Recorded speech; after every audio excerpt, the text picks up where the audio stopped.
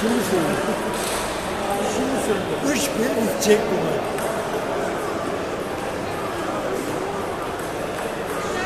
Onu çok imzalanır mı? Ya. Sıra gelecek. Kim gelsin? Ne haberim yok.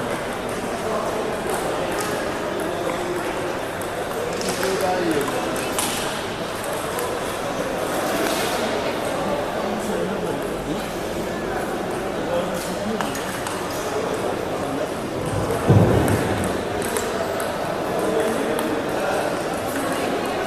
Dört doğumlu, Rasim İpek Gücal'dan doğum.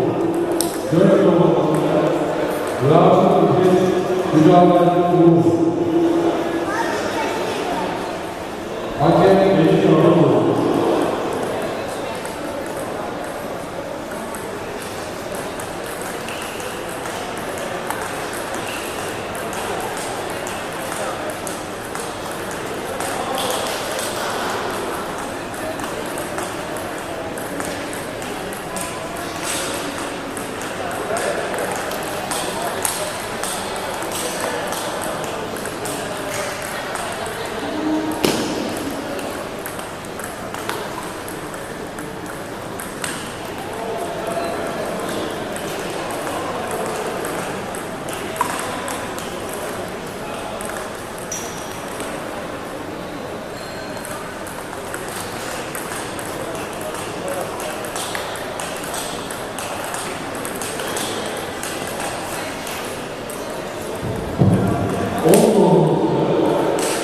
Hem sahne başında hem de sonra var.